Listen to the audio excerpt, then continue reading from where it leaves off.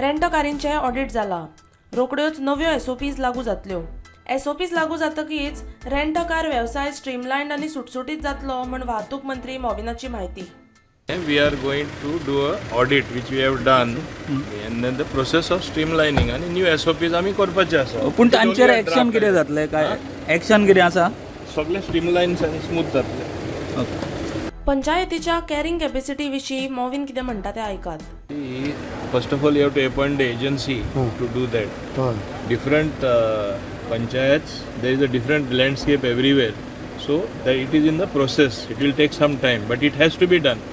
I myself said it has to be done. It will be done.